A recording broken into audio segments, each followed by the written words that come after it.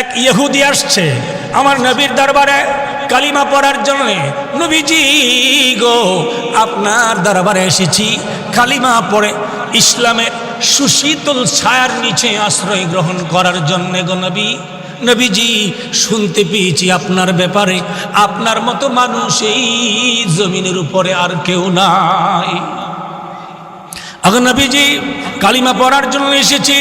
আমার নবীজি ইহুদিকে ডাক দিয়ে বলে, ইহুদি রে, ও ইহুদি, কালিমা পড়ার জন্য এসেছো, ভালো কথা, কালিমা পড়বে, ভালো কথা, কিন্তু এর আগে শুনে নাও কালিমা পড়ার পরে কি হবে।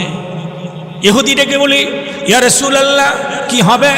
নবীজি বলেন, ইহুদি রে, কালিমা পড়ার সাথে সাথে তোমার উপরে এমন ভাবে বিপদ বালা মুসিবত আসবে, এমন ভাবে মুসিবত আসবে রে ইহুদি, নদীর পানির স্রোত যেমন ভাবে দ্রুত গতিতে দ্রুত বেগে চলে, ইহুদি রে ওইভাবে নদীর পানির স্রোতের বেগের মতো এমনভাবেই তোমার উপর বিপদ বালা মুসিবত পরীক্ষা আসতে থাকবে রে। পারবে কিনা পরীক্ষায় টিকে থাকতে, পারবে কিনা মুসিবত ধৈর্য ধারণ করতে? যদি করতে পারো কালিমা পড়ে নাও। ইহুদি ডেকে বলে, ইয়া রাসূলুল্লাহ, নবীজি, আগা নবীজি, দুনিয়ার কোনো শান্তির আশা লইয়া নবীর দরবারে আসি নাই। নবীজি, আপনার দরবারে এসেছি কালিমা পড়ার জন্য। কালিমা পড়ার পরে যদি আমার আল্লাহর বিপদ মুসিবতের সম্মুখীন হয়ে আমার জীবনটা যদি বিলিয়ে দিতে হয়, জীবনটা বিলিয়ে দেব, তারপরেও মায়ের নবীর কালিমা পড়ে মুসলমান হয়ে যাব। আমার নবী ইহুদিকে কালিমা পড়ে মুসলমান করে দিলেন। আর দুনিয়ার জিন্দেগির পরীক্ষা নিরীক্ষা তো শুধু মুমিনের জন্যে, ঠিক কিনা বলেন? নামাজের জন্যে, হকের পথে যারা আছে তাদের উপরেই মুসিবত আসবে, নানান পরীক্ষা আসবে, চক্রান্ত আসবে, দুশ্মনী আসবে, শত্রুতা আসবে। আমার নবীর চাইতে তো ভালো মানুষ আল্লাহর পরে আর কেউ নাই। আল্লাহ ছাড়া, আল্লাহর পরে পৃথিবীতে যত মানুষ আছে, আমার নবীর চাইতে ভালো মানুষ আর কেউ আছে? আর কেউ নাই। আমার নবী এত ভালো, এত ভালো। আমার নবীর ব্যাপারে আমার আল্লাহ বলেন, আমার নবী খুশি তো আমি আল্লাহ খুশি। সুবহানাল্লাহ। মাইয়ুতির রাসূলা ফাকাদ আতা আল্লাহ। নবীজি বলেন, আমার আল্লাহ বলেন, আমার নবী খুশি তো আমি খুশি, আমার নবী রাজি তো আমি রাজি, আমার নবীর কাজ করা তো আমি আল্লাহর কাজ করা। জোরে কোন সুবহানাল্লাহ। আমার নবী তো এমন নবী, কিন্তু আমার নবীর পিছনে শত্রু আসিল কি আসিল না? কথা কয় না, আসিল কি আসিল না? আসিল। আমার নবীর পিছনেও শত্রু ছিল। আমার নবীর রাস্তার ভিতরে কাঁটা বিছাইতেন জিন না মানুষ? কথা কয় না, জিনে বিছাইতো না মানুষে, মানুষই বিছাইতেন। কিন্তু আমার নবীর আদর্শ তো এমন ছিল যে যত বড় বিরোধিতা করুক না কেন, যে যত বড়ই শত্রুতা করুক না কেন, আমার নবী কাউকে শত্রু ভাবতেন না। শত্রুগুলিকে আমার নবী বুকে টেনে জড়ায় নিতে। মহিলা কাটা দেয় নাই, একদিন কাটা দেয় নাই, মহিলা অসুস্থ। মহিলাটা কি অসুস্থ, জ্বর হয়ে গেছে। হঠাৎ করে মহিলার জ্বরে আক্রান্ত হয়ে গেছে। ওই দিন আমার নবীর রাস্তায় মহিলা কাটা দিতে পারে নাই, কাটা দিতে পারে নাই। অন্যদিন তো আমার নবী কাটাগুলি নিজের হাতে সরাইয়া সরাইয়া আমার নবীজি মসজিদে যাইতেন ফজরের সময়, রাতের বেলা কাটা বিছাইতেন মহিলা। ওই দিন কাটা বিছায় নাই। আমার নবীজি মসজিদে যাওয়ার সময় দেখেন প্রতিদিন যেই জায়গায় কাটা বিছানো থাকতো, আজকে ওই জায়গায় কাটা নাই। নবীজি যাইয়া ফজরের নামাজ পড়লেন। ফজরের জামাত শেষে আমার নবীজি সাহাবীদের বললেন, সাহাবীরা রে, আজকে আমার নবীজি বলছেন জুমার নামাজের জন্যে যেই বান্দা সর্বপ্রথম মসজিদে প্রবেশ করে, আল্লাহ পাক তার আমল নামায় একটা উট আল্লাহর রাস্তায় কুরবানি করার সওয়াব দিয়ে দেন। সুবহানাল্লাহ। সর্বপ্রথম যে ব্যক্তি মসজিদে প্রবেশ করে, আর নবীজি আরেক হাদিসে বলেছেন, ওই ব্যক্তি সর্বোত্তম, ওই ব্যক্তি প্রকৃত মুমিন যে ব্যক্তি মসজিদে সবার আগে যায়, সবার পরে বের হয়। সুবহানাল্লাহ। সবার আগে যায়, সবার পরে বের হয়। এই জন্য আল্লাহ পাক আমাদেরকে এই পবিত্র জুমার দিবসে, মহান দিনে, দামি দিনে, সম্মানিত দিবসে মসজিদে আসার তৌফিক দান করলেন। এই জন্য আমরা সকলে পড়ি আলহামদুলিল্লাহ। আমাদের গত জুমার আলোচ্য বিষয়টা ছিল আখিরাত সম্পর্কে। কি সম্পর্কে বলেন? আখিরাত সম্পর্কে। প্রথম পর্ব গত জুমায় গেল, আজকে দ্বিতীয় পর্বে আমরা এসেছি। আখিরাত, পরকাল।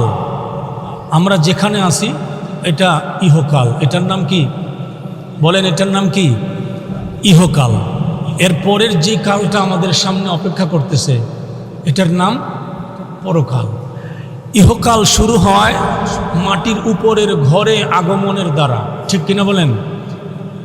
ইহকাল শুরু হয় মাটির উপরের ঘরে আগমনের দ্বারা, আর পরকাল শুরু হয় মাটির নিচের ঘরে আগমন দ্বারা, ঠিক কিনা বলেন? পরকাল শুরু হয় মাটির নিচের ঘরে আগমন করার দ্বারা। ইহকাল শুরু হয় অনেক নিয়ামতের বেষ্টনীর মধ্য দিয়ে, আর পরকাল শুরু হয় অনেক নিয়ামত থেকে বঞ্চিত হওয়ার মাধ্যমে, ঠিক কিনা বলেন? ইহকাল শুরু হয় অনেক নিয়ামতের বেষ্টনীর মাধ্যমে। যেমন একটা সন্তান দুনিয়াতে আসছে, তার মা, তার বাবা, তার ভাই, তার বোন, তার চাচা চাচি, দাদা দাদি, নানা নানি, আত্মীয় স্বজন, বন্ধু বান্ধব, গুণগ্রাহী, হিতাকাঙ্ক্ষী, আত্মীয় স্বজন, মহব্বতী, তার আকাশচুম্বী অট্টালিকা, টাকা পয়সা, গাড়ি বাড়ি, ধন সম্পদ, সব কিছু, ফল ফুল মূল যা কিছু আছে, সবুজ শ্যামল, এই পৃথিবীর সকল সৌন্দর্যের মাঝখানে তার আগমন হয়। তার কি হয়? আগমন হয়। এবং তার আগমনটা হয় ইহকাল।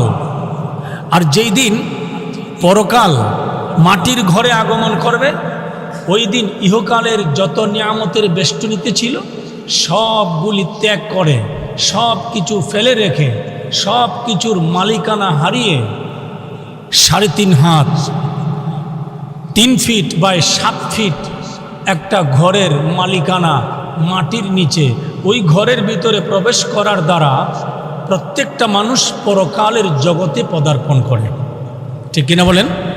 পরকালের জগতে পদার্পণ করে। তো পরকাল, ইহকাল এবং পরকাল। ইহকাল ক্ষণস্থায়ী, পরকাল চিরস্থায়ী। ইহকাল ক্ষণস্থায়ী। এই দুনিয়ার জমিনে যেই অট্টালিকায় জন্মগ্রহণ করছি আমরা, যেখানে জন্ম হয়েছে, যেখানে আগমন করে আমরা এসেছি, এটা ক্ষণস্থায়ী। আর যেই ঘরে আগমন করে আমরা পরকালের যাত্রা শুরু করব, ওটা চিরস্থায়ী। ওটা কি বলেন? ওটা চিরস্থায়ী। আর ক্ষণস্থায়ী জিন্দিগির যা আছে সব ক্ষণস্থায়ী, চিরস্থায়ী জিন্দিগির যা আছে সব চিরস্থায়ী। সুবহানাল্লাহ। নবীজি হাদিস শরীফে বলেছেন, বুখারী, মুসলিম, আবু দাউদ, 3টা কিতাবের হাদিস, 3টা কিতাবের মধ্যে হাদিসটা এসেছে। হযরত আব্দুল্লাহ ইবনে আব্বাস রাদিয়াল্লাহু তাআলা আনহু বর্ণনা করেন, তিনি বলেন, আল্লাহ পাক জগৎ বানাইছেন 18,000, কোনো রেওয়ায়েতে আসছে 80,000। কয় হাজার? 80,000।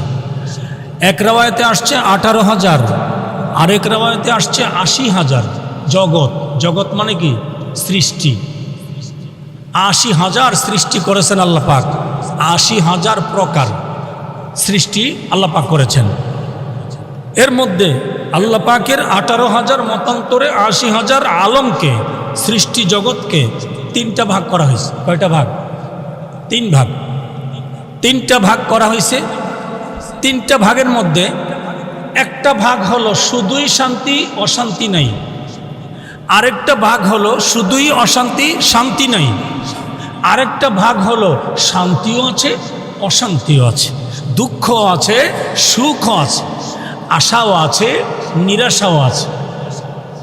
নবীজি বলেন, একটা জগৎ আল্লাহ সৃষ্টি করেছেন যেটার মধ্যে শুধুই শান্তি, কোনো অশান্তি নেই, শুধুই সুখ, কোনো দুঃখ নাই, শুধুই সুস্থতা, কোনো অসুস্থতা নাই, শুধুই আশা, কোনো নিরাশা নাই।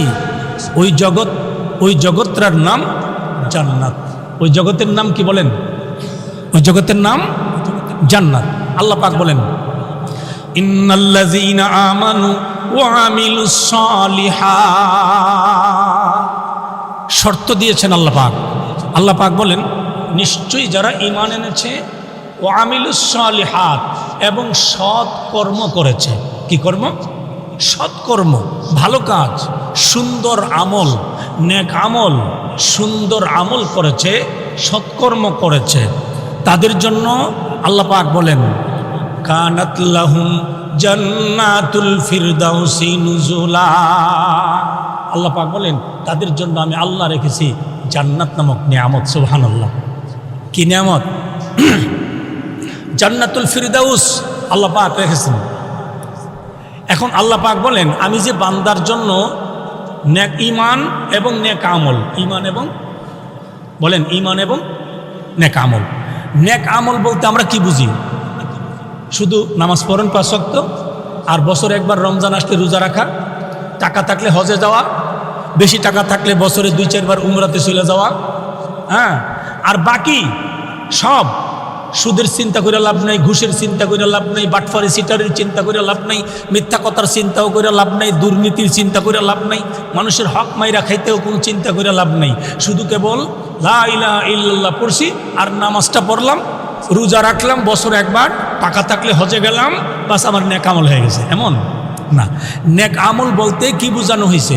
সংক্ষেপে আমি বলছি, নেক আমল বোঝানো হয়েছে ঈমান আনার পরে ও আমিলুস সালিহাত দ্বারা, নেক আমল দ্বারা, উত্তম কাজ দ্বারা বোঝানো হয়েছে যে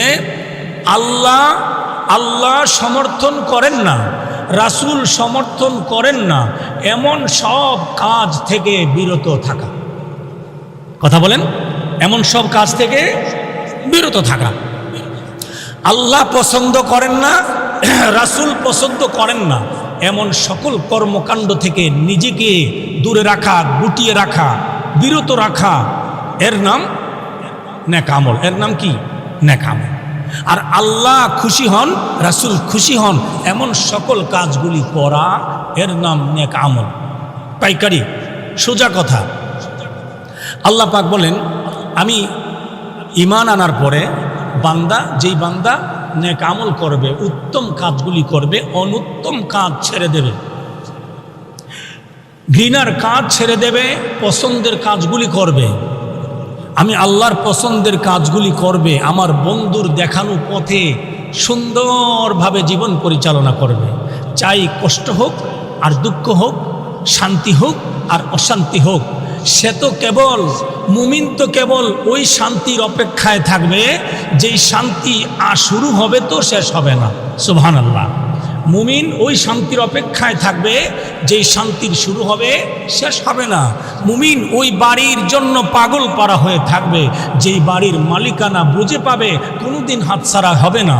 মুমিন ওই বাড়ির মালিকানার আশায় থাকবে যেই বাড়ির মধ্যে নিয়ামতের কোনো অভাব হবে না। মুমিন ওই জায়গার অপেক্ষায় থাকবে যে জায়গাতে মুমিন তার স্বাধীন মতো চলবে, তার মন মতো চলবে, কাহারও মনের অপেক্ষা করতে হবে না, কাহারও হুকুমের অপেক্ষা চিন্তা করতে হবে না, আল্লাহ খুশি হবে না বেজার হবে ওই চিন্তা করতে হবে না।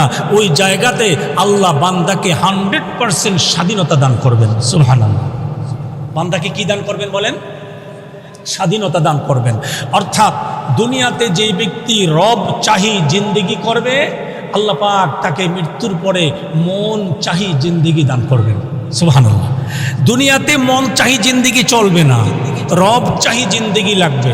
নবীজি হাদিসে বলেছেন, ক্বালান নবী সাল্লাল্লাহু আলাইহি ওয়াসাল্লাম, আদ-দুনিয়া সিজনুল মুমিন ওয়া জান্নাতুল কাফির।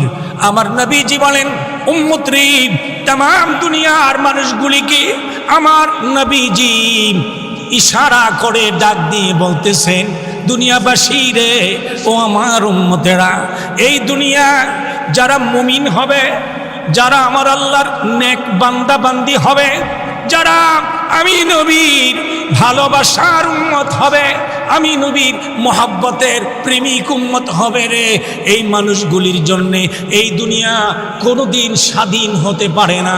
এই দুনিয়াটা ওই মানুষগুলির জন্য হবে জেলখানা, আর কিছু না। আরেক হাদিস এসেছে, আমার নবীজির দরবারে এক ইহুদি আসছে আমার নবীর দরবারে কালিমা পড়ার জন্য। নবীজি গো, আপনার দরবারে এসেছি কালিমা পড়ে ইসলামের সুশীতল ছায়ার নিচে আশ্রয় গ্রহণ করার জন্য গো নবী। নবীজি, শুনতে পেয়েছি আপনার ব্যাপারে আপনার মতো মানুষ এই জমিনের উপরে আর কেউ নাই। আগে নবীজি, কালিমা পড়ার জন্য এসেছি। আমার নবীজি ইহুদিকে ডাক দিয়ে বলে, ইহুদি রে ও ইহুদি, কালিমা পড়ার জন্য এসেছো, ভালো কথা, কালিমা পড়বে ভালো কথা, কিন্তু এর আগে শুনে নাও কালিমা পড়ার পরে কি হবে। ইহুদি ডেকে বলি, ইয়া রাসূলুল্লাহ, কি হবে? নবীজি বলেন, ইহুদি রে, কালিমা পড়ার সাথে সাথে তোমার উপরে এমন ভাবে বিপদ বালা মুসিবত আসবে, এমন ভাবে মুসিবত আসবে রে ইহুদি, নদীর পানির স্রোত যেমন ভাবে দ্রুত গতিতে দ্রুত বেগে চলে, ইহুদি রে ওইভাবে নদীর পানির স্রোতের বেগের মতো এমনভাবেই তোমার উপর বিপদ বালা মুসিবত পরীক্ষা আসতে থাকবে রে। পারবে কিনা পরীক্ষায় টিকে থাকতে, পারবে কিনা মুসিবত ধৈর্য ধারণ করতে? যদি করতে পারো কালিমা পড়ে নাও। ইহুদি ডেকে বলে, ইয়া রাসূলুল্লাহ, নবীজি, আগা নবীজি, দুনিয়ার কোনো শান্তির আশা লইয়া নবীর দরবারে আসি নাই। নবীজি, আপনার দরবারে এসেছি কালিমা পড়ার জন্য। কালিমা পড়ার পরে যদি আমার আল্লাহর বিপদ মুসিবতের সম্মুখীন হয়ে আমার জীবনটা যদি বিলিয়ে দিতে হয়, জীবনটা বিলিয়ে দেব, তারপরেও মায়ের নবীর কালিমা পড়ে মুসলমান হয়ে যাব। আমার নবী ইহুদিকে কালিমা পড়ে মুসলমান করে দিলেন। আর দুনিয়ার জিন্দেগির পরীক্ষা নিরীক্ষা তো শুধু মুমিনের জন্যে, ঠিক কিনা বলেন? নামাজের জন্যে, হকের পথে যারা আছে তাদের উপরেই মুসিবত আসবে, নানান পরীক্ষা আসবে, চক্রান্ত আসবে, দুশ্মনী আসবে, শত্রুতা আসবে। আমার নবীর চাইতে তো ভালো মানুষ আল্লাহর পরে আর কেউ নাই। আল্লাহ ছাড়া, আল্লাহর পরে পৃথিবীতে যত মানুষ আছে, আমার নবীর চাইতে ভালো মানুষ আর কেউ আছে? আর কেউ নাই। আমার নবী এত ভালো, এত ভালো। আমার নবীর ব্যাপারে আমার আল্লাহ বলেন, আমার নবী খুশি তো আমি আল্লাহ খুশি। সুবহানাল্লাহ। মাইয়ুতির রাসূলা ফাকাদ আতা আল্লাহ। নবীজি বলেন, আমার আল্লাহ বলেন, আমার নবী খুশি তো আমি খুশি, আমার নবী রাজি তো আমি রাজি, আমার নবীর কাজ করা তো আমি আল্লাহর কাজ করা। জোরে কোন সুবহানাল্লাহ। আমার নবী তো এমন নবী, কিন্তু আমার নবীর পিছনে শত্রু আসিল কি আসিল না? কথা কয় না, আসিল কি আসিল না? আসিল। আমার নবীর পিছনেও শত্রু ছিল। আমার নবীর রাস্তার ভিতরে কাঁটা বিছাইতেন জিন না মানুষ? কথা কয় না, জিনে বিছাইতো না মানুষে, মানুষই বিছাইতেন। কিন্তু আমার নবীর আদর্শ তো এমন ছিল যে যত বড় বিরোধিতা করুক না কেন, যে যত বড়ই শত্রুতা করুক না কেন, আমার নবী কাউকে শত্রু ভাবতেন না। শত্রুগুলিকে আমার নবী বুকে টেনে জড়ায় নিতে। মহিলা কাটা দেয় নাই, একদিন কাটা দেয় নাই, মহিলা অসুস্থ। মহিলাটা কি অসুস্থ, জ্বর হয়ে গেছে। হঠাৎ করে মহিলার জ্বরে আক্রান্ত হয়ে গেছে। ওই দিন আমার নবীর রাস্তায় মহিলা কাটা দিতে পারে নাই, কাটা দিতে পারে নাই। অন্যদিন তো আমার নবী কাটাগুলি নিজের হাতে সরাইয়া সরাইয়া আমার নবীজি মসজিদে যাইতেন ফজরের সময়, রাতের বেলা কাটা বিছাইতেন মহিলা। ওই দিন কাটা বিছায় নাই। আমার নবীজি মসজিদে যাওয়ার সময় দেখেন প্রতিদিন যেই জায়গায় কাটা বিছানো থাকতো আজকে ওই জায়গায় কাটা নাই। নবীজি যাইয়া ফজরের নামাজ পড়লেন। ফজরের জামাত শেষে আমার নবীজি সাহাবীদের বললেন, সাহাবীরা রে, আজকে আমার রাস্তায় কাটা দেয় নাই রে। মহিলাটা, এই মহিলাটার কি হয়েছে তার খবর একটু নেওয়া দরকার। সুবহানাল্লাহ বলতেন না? চিন্তা করছেন যে আমার নবীর আঘাত করে, আমার নবী কয় হে আজকে কাটা দিল না, ব্যাপারটা কি, তার খবরটা নেওয়া দরকার। হ্যাঁ সুস্থ না অসুস্থ? সুবহানাল্লাহ। আমার নবীজি সাহাবীদেরকে লইয়া রওনা করলেন বুড়ি মহিলার বাড়ির দিকে। বুড়ির বাড়িতে গেলেন আমার নবীজি। বুড়ির বাড়ি যাইয়া দেখেন বুড়ির কেউ নাই, বুড়ির আপন বলতে কেউ নাই। বুড়ি কাটা দিতেন আমার নবীর রাস্তায়। আজকে বুড়ির গায়ে এমন জ্বর, জ্বরের কারণে বুড়ি শোয়া থেকে উঠতে পারে না, কষ্ট করতে আসে, জ্বরে কাতরাইতে আসে কষ্টে। আমার নবীজি গেলেন, যাইয়া দেখেন বুড়ির ঘরটা নোংরা হয়ে আছে। হাদিস শরীফ প্রমাণ করে আমার নবী নিজের হাতে বুড়ির ঘর থেকে ঝাড়ুটা লইয়া আমার নবী বুড়ির ঘরটা ঝাড়ু দিয়েছে। সুবহানাল্লাহ। এবার বুড়ির ঘর ঝাড়ু দিয়া আমার নবী বুড়ির মাথার কাছে যেয়ে বসলেন। বসে বুড়িকে বললেন, মা, ও বুড়ি মা, তোমার কি কষ্ট হচ্ছে রে মা? বুড়ি ডেকে বলে, হ্যাঁ আমার কষ্ট হচ্ছে। মা, তোমার কি কেউ নাই? বুড়ি ডেকে বলেন, না, এই দুনিয়াতে আমার আপন বলতে কেউ নাই। আমার নবী বলেন, বুড়ি রে, বুড়ি, আমি এসেছি নবী রাহমাতাল লিল আলামিন তোমার যত্ন নেওয়ার জন্য, সেবা করার জন্য। আমার নবী বুড়ির মাথায় পানি দিলেন, বুড়ির মাথায় হাত বুলিয়ে দিয়ে বুড়িকে আমার নবীজি ফু দিলেন বুড়ির উপরে। বুড়ির জ্বর সেরে গেছে। বুড়ি বসা শোয়া থেকে উঠে বসে গেলেন। বসে আমার নবীর কদম মুবারক জড়িয়ে ধরে বললেন, ও মুহাম্মদ, আমি আপনাকে চিনতে পারি নাই। নবীজি, আপনার রাস্তায় কাটা দিয়া আমি যে কষ্ট দিয়েছি আপনাকে, আপনি দয়া করে আমাকে ক্ষমা করে দেন আর আমাকে পড়াইয়া দেন লা ইলাহা ইল্লাল্লাহু মুহাম্মাদুর রাসূলুল্লাহ সাল্লাল্লাহু আলাইহি ওয়াসাল্লাম। আমার নবীজি কালিমা পড়াইয়া দিলেন। কালিমা পড়ে বুড়ি মুসলমান হয়ে গেলেন, বুড়ি দামি হয়ে গেলেন। সুবহানাল্লাহ। বুড়ি দামি হয়ে গেছে, বুড়ির জিন্দগির সমস্ত অপরাধ ক্ষমা হয়ে গেছে, কাটা দেওয়ার অপরাধ পর্যন্ত ক্ষমা হয়ে গেছে। আমার নবী বলেন, বুড়ি রে, বুড়ি, তোমার জিন্দগির যত গুনাহ আছে সমস্ত গুনাহ আল্লাহ মাফ করে দিয়েছেন। সুবহানাল্লাহ। সব গুনাহ আল্লাহ তোমাকে মাফ করে দিয়েছেন। অতএব আজকে থেকে তুমি জান্নাতি মানুষ, আজ থেকে তুমি জান্নাতি মানুষ। আমার নবীজিকে আল্লাহ এত ভালোবাসেন। আমার নবী যাকে ভালোবাসেন আল্লাহ পাক তাকে সারা পৃথিবীর, সারা সৃষ্টি জগতের মধ্যে দামি বানাইয়া দেন। সুবহানাল্লাহ। দামি বানাইয়া দেন। মাইয়ুতিউর রাসূলা ফাকাদ আতা আল্লাহ। আল্লাহ বলেন, আমার হাবিবকে যারা মানলো তারা যেন আমি আল্লাহকে মেনে নিল। আমি আল্লাহকে মেনে নিল। বলতেছিলাম এই দুনিয়া আমাদের জন্য ক্ষণস্থায়ী, আর ওই দুনিয়া আমাদের জন্য কি, কথা বলে না, ওই দুনিয়া কি চিরস্থায়ী। এই দুনিয়ার সব পড়ে থাকবে, কিছু সাথে যাবে না। এই দুনিয়ার সব কিছুর মালিকানা হারিয়ে যাবে, কিন্তু পরকালের যত মালিকানা আছে সব মালিকানা থাকবে, কোনোদিন হারিয়ে যাবে না। সুবহানাল্লাহ।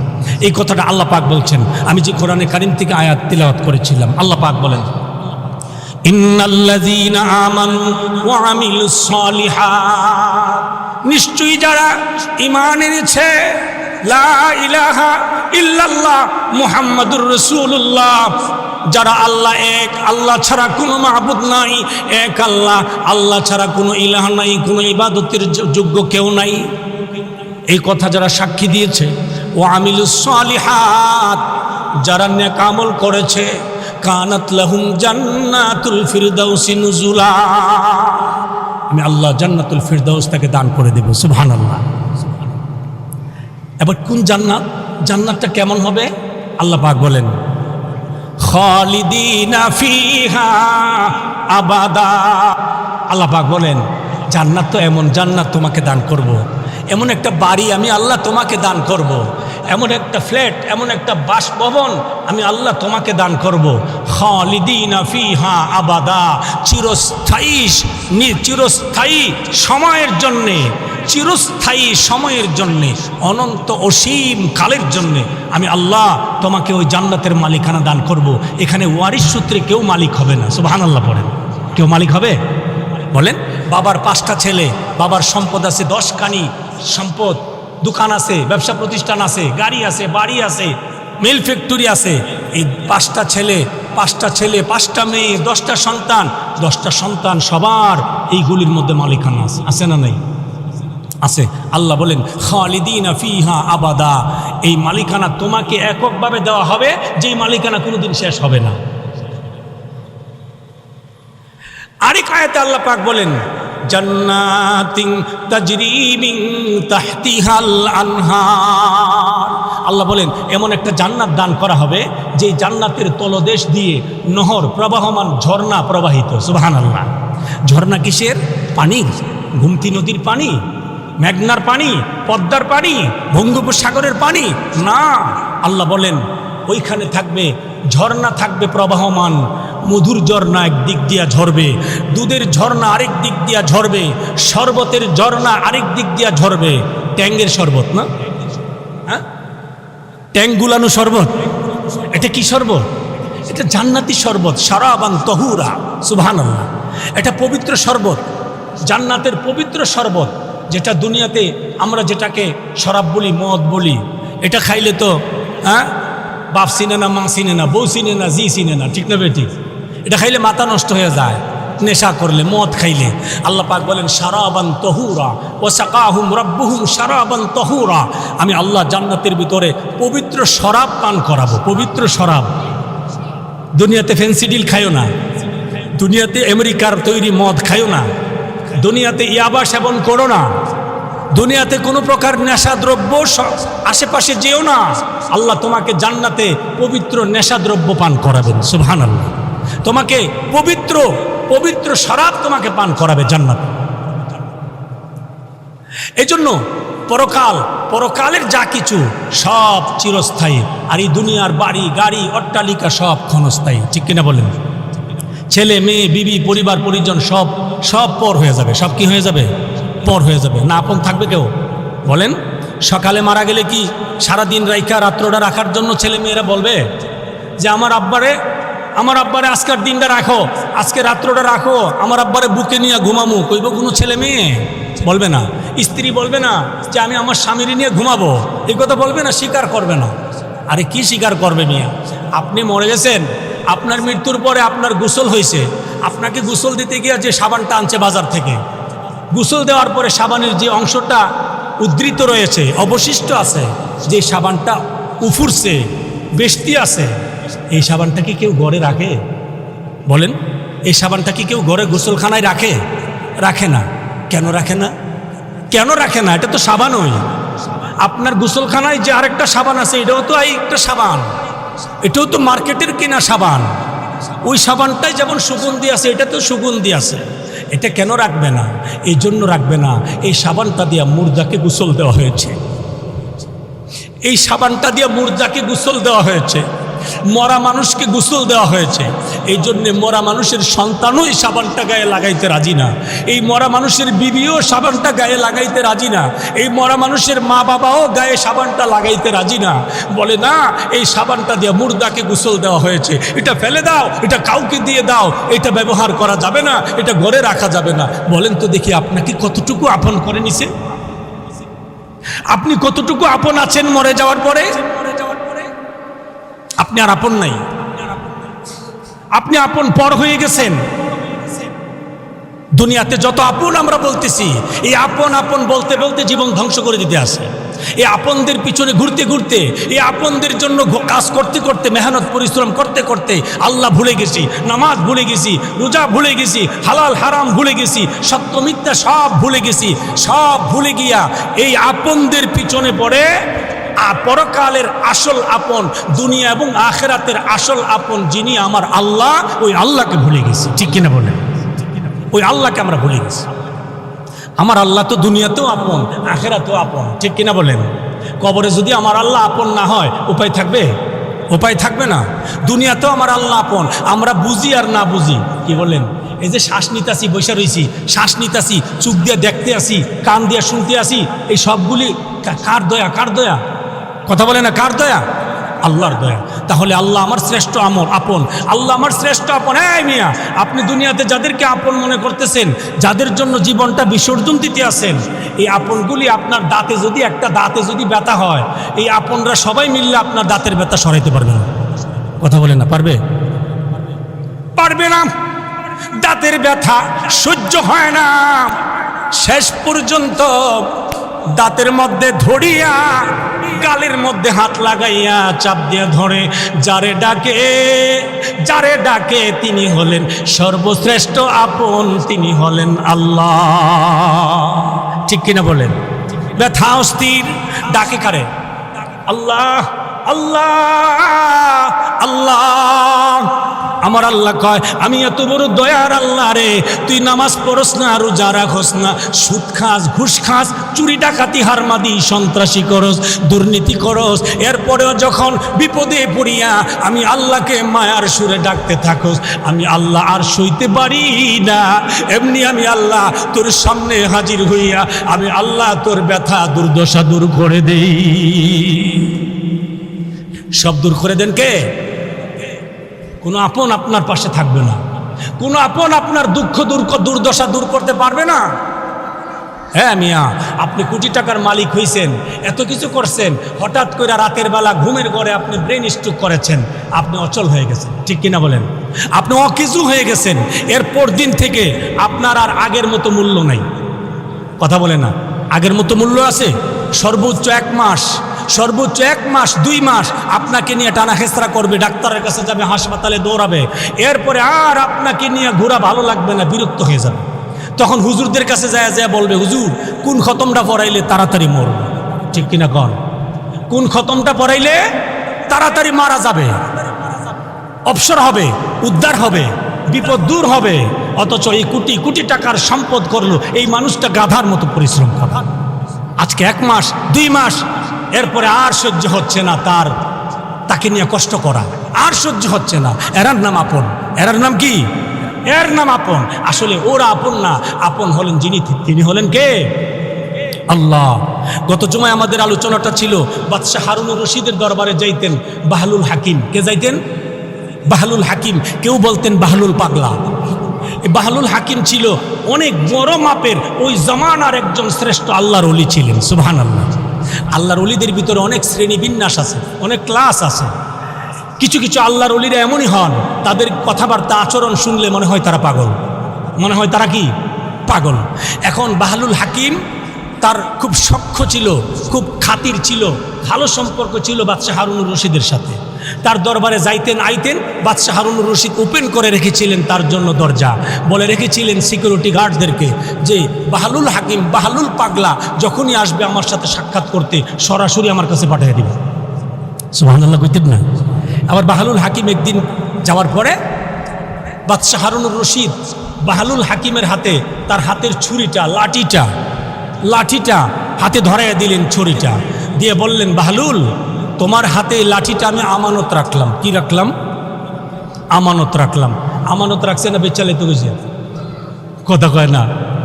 আমরা স্বভাব পেলাম খারাপ, কেউ কিছু আমানত রাখলে মাইরা দেওয়ার চেষ্টা, কথা কয় না, করে কি করে না?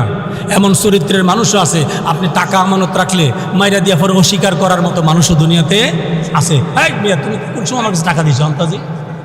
বাহলুল হাকিম রে বললেন, বাহলুল তোমার কাছে এই লাঠিটা আমি আমানত রাখলাম, তবে এই লাঠিটা তুমি তোমার বেঁচে থাকা অবস্থায়, তোমার হায়াতি জিন্দিগির ভিতরে যদি তোমার চাইতে বড় কোনো বুকা মানুষ পাও, মানে তোমার চাইতে বড় কোনো বুকা মানুষ যদি পাও, তাহলে তার হাতে লাঠিটা তারে মালিকানায় দিয়ে দিও, উপহার দিয়ে দিও লাঠিটা। বাহলুল হাকিম লাঠি নিয়ে চলে গেছে বাড়িতে, নিয়মিত আসা যাওয়া করতেছে, বাদশার দরবারে আসে যায়। হঠাৎ একদিন খবর পাইলেন বাদশাহ হারুনুর রশিদ অসুস্থ। বেশি অসুস্থ, বিছানায় পড়ে গেছেন, উঠতে পারে না। তিনি লাঠি নিয়ে বাদশাহ হারুনুর রশিদের দরবারে গেলেন। যাওয়ার পরে বললেন, বাদশাহ কি খবর আপনার শরীরের? বাদশাহ হারুনুর রশিদ বললেন, খবর আর কি রে বাবা বাহলুল, আমি তো লম্বা এক সফরে রওনা করেছি। লম্বা এক সফরে। সফর কোনটা? কোন জায়গা? 4 জনের কাঁধে ওঠা, ঠিক কিনা কন? 4 জনের কাঁধে ওঠা, এটা লম্বা সফর। এর চাইতে বড় সফর আর নাই, এর চেয়ে কঠিন সফর আর নাই। অথচ দুনিয়ার সাধারণ 2 দিন 3 দিন 5 দিন 7 দিন 15 দিন 20 দিন 1 মাস এই সফরের জন্য আমাদের কতই না আয়োজন, কতই না প্রস্তুতি, কিন্তু এই বিশাল লম্বা সফরের জন্যে আমাদের কোনো প্রস্তুতি নাই। যেই সফরে আমাদের গন্তব্যে যাওয়ার জন্যে 4টা বর্ডার ক্রস করতে হবে। কয়টা বর্ডার? বলে না, কয়টা বর্ডার? 4টা বর্ডার ক্রস করতে হবে। 1 কবর, 2 হাসর, 3 মিজান, 4 পুলসিরাত। এই 4টা বর্ডার ক্রস করে আমাদেরকে গন্তব্যে যেতে হবে। এত বড় কঠিন সফরের জন্য আমাদের কোনো প্রস্তুতি নাই। এবার বাদশাহ হারুনুর রশিদ বললেন, লম্বা সফরে রওনা করেছি। এবার বাহলুল কয়, আচ্ছা আমিরুল মুমিনিন, বাদশাহ জাহাপনা, আপনি যে সফরে যেতেছেন, সফরে যাইবেন, কোনো সৈন্য টৈন্য ওইখানে পাঠাইছেন? জায়গা দেখে টিকে আসার লেগে নিরাপদ কিনা? ওইখানে কি কোনো বাসভবন আপনার জন্য সাজানো হয়েছে আপনি যে অবস্থান করার জন্য? আপনার জন্য কি কোনো বডিগার্ড নির্ধারণ করা হয়েছে?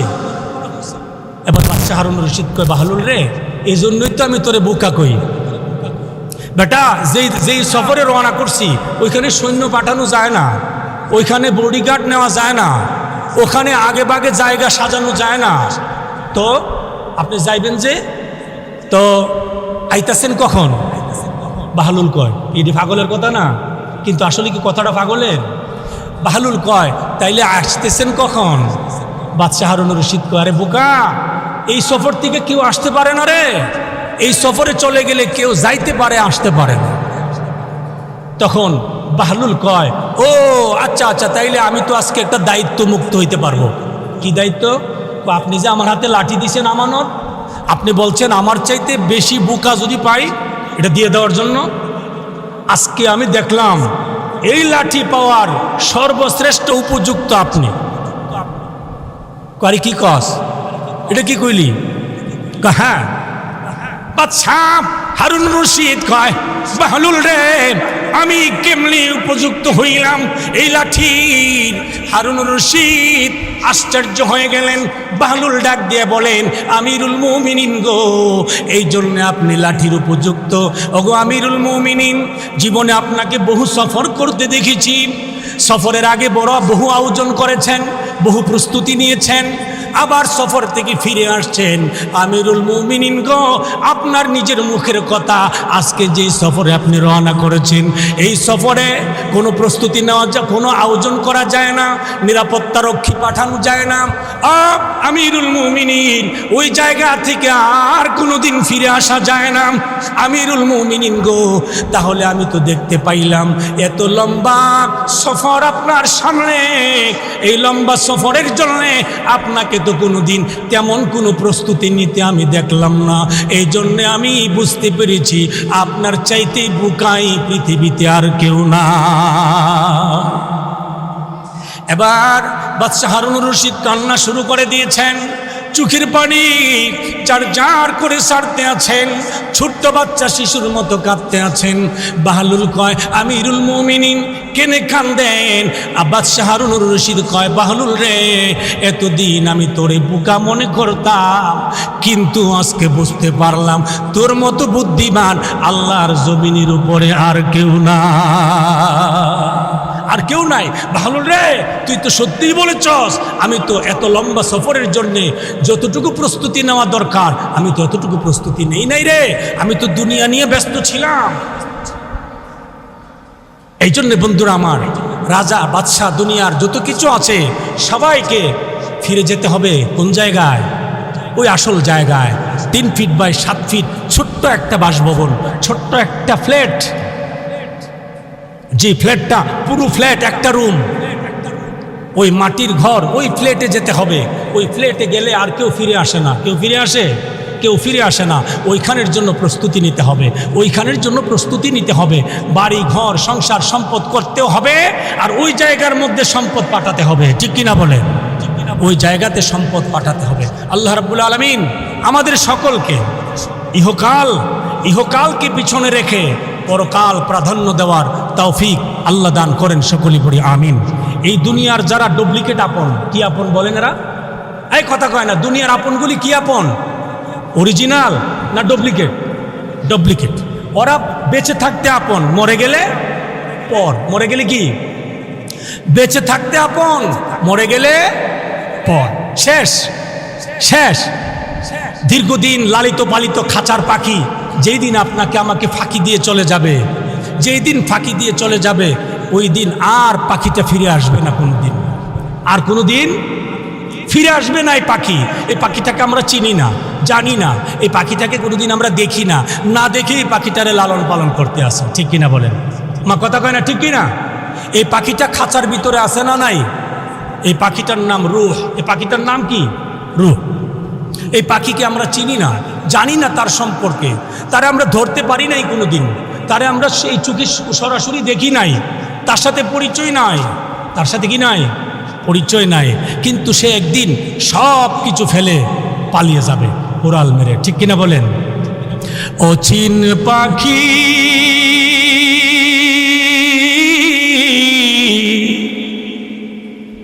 পাখি কি চিনা? বলেন, পাখি কি চেনা? চেনা নয়। অচিন পাখি পাখি রে আমার, যাবি উড়ে খাঁচা ছেড়ে, এই পৃথিবীর কইরা সবিপর, এই পৃথিবীর কইরা সবিপর, যতন করে রেখেছিলাম এই খাঁচারি ভিতর,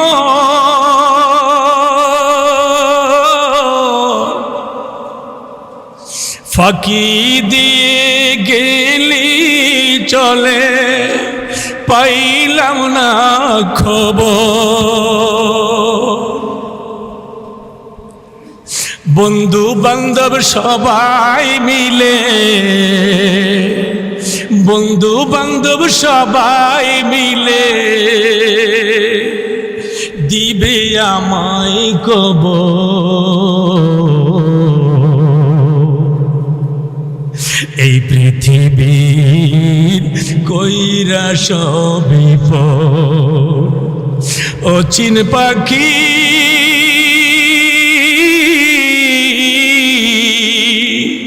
পাখি রে আমার, যাবি উড়ে খাঁচা ছেড়ে, এই পৃথিবীর কইরা সবিপর। আল্লাহ রাব্বুল আলামিন আমাদের সকলকে এই জগতের পর হয়ে যাওয়া সবগুলিকে আপন না ভেবে, আমার আল্লাহকে আপন ভেবে, মদিনাওয়ালা প্রেমিক নবীকে, ভালোবাসার নবীকে আপন করে নেওয়ার তৌফিক আল্লাহ আমাদের সকলকে দান করেন। সকলেই পড়ি আমিন। ওয়া আখির দাওয়ানা আনিল হামদুলিল্লাহি রাব্বিল আলামিন।